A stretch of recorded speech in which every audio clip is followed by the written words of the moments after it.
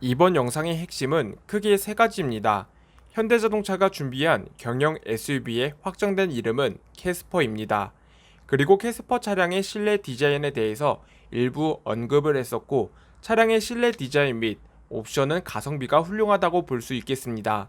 마지막으로 캐스퍼 차량의 크기는 경차 기준을 초과하지 않겠습니다.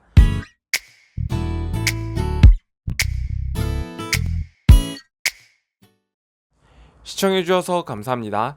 현대자동차의 경영 SUV로 알려진 AX1 차명이 캐스퍼로 확정이 되었다는 소식이 자동차 전문 뉴스 채널인 데일리카의 단독 보도로 공개가 되었습니다. 캐스퍼라는 이름은 앞서 상표 출원 등록을 진행 중이던 스틱스라는 이름이 상표 출원 등록 과정에서 문제가 발생함에 따라 대체된 이름일 것이라는 추측이 되고 있겠는데요. 사실 캐스퍼라는 이름은 우리에게도 친숙한 이름이기도 하면서 미국에 위치한 중동부에 있는 도시 이름과도 같았습니다.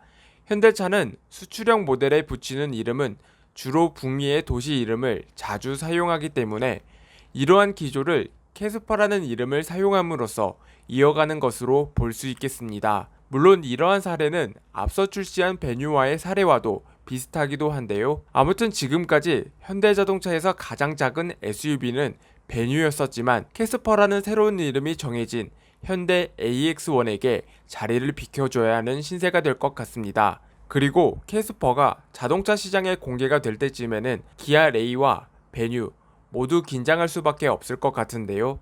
왜냐하면 이 차량에는 정말 많은 것들이 집약되어 있는 차량인 것 같습니다. 자세한 소식은 이번 영상을 통해 살펴보시길 바랍니다. 영상을 시청하시기 전에 구독과 좋아요 그리고 알람 설정까지 꾹 눌러주시면 감사합니다.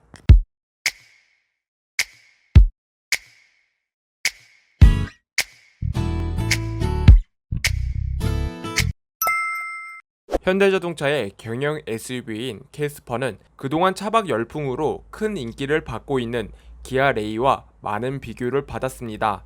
위탁 생산을 통해 생산이 되는 기아 레이는 위탁 생산임에도 불구하고 차량의 품질 또한 우수하면서도 저렴한 가격을 가졌다는 장점을 가졌습니다.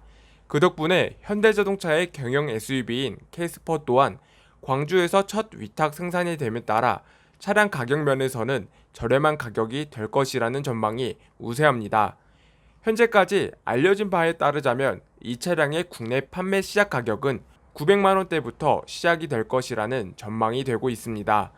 만약 캐스퍼의 판매 가격이 900만원대부터 시작이 될 경우 1200만원 중반대의 판매 가격을 가지고 있는 기아 레이보다 약 300만원 정도 저렴하다고 볼 수 있겠으며 기아 모닝보다는 약 200만원 정도 저렴할 것으로 예상이 됩니다. 이렇게 차량의 판매 가격이 기아 레이와 모닝보다 낮은 이유로는 저렴한 인건비와 노사 정부의 합작으로 이뤄진 상생형 일자리에 있는 것으로 생각됩니다. 하지만 기아 레이와는 다르게 품질 면에서는 다소 우려스럽다는 목소리도 있습니다.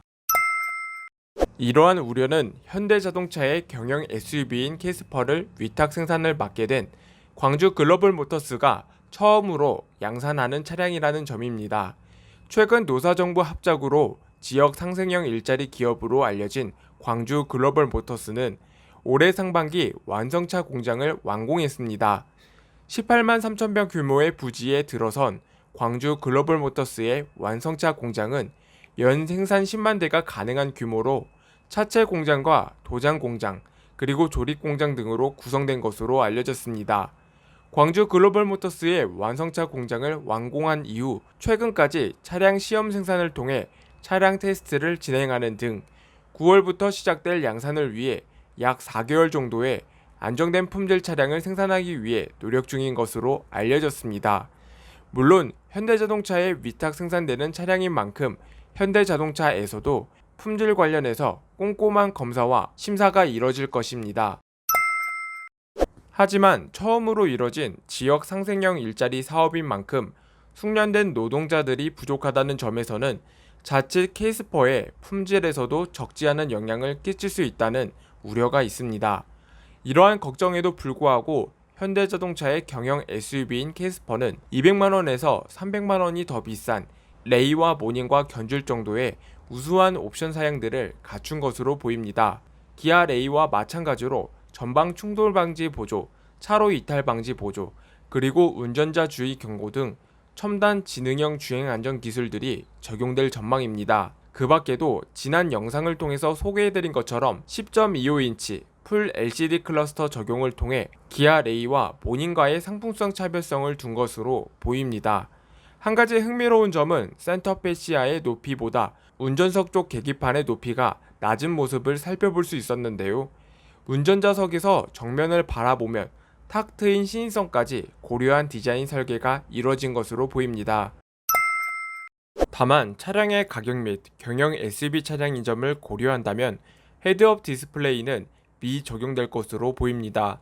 이 차량의 센터 패시아는 앞서 유출된 송풍구 디자인은 센터 패시아 정중앙에 위치한 비상등을 중심으로 좌우로 나란히 송풍구가 적용되게 됩니다. 또한 내비게이션의 크기 또한 생각했던 것보다는 작았습니다. 10.25인치 내비게이션이 적용될 것으로 예상이 되었지만 얼핏 보면 8인치 수준의 내비게이션이 적용될 것으로 보입니다. 그 밖에도 기아 레이보다 더 직관적이고 독립적인 공조 시스템은 준준형 SUV와도 비교해봐도 손색이 없을 정도로 생각됩니다. 물론 이 외에도 다양한 옵션 사양 및 기존 소형 자동차들이 가지고 있는 단점들을 보완시킨 모습을 살펴볼 수 있었는데요.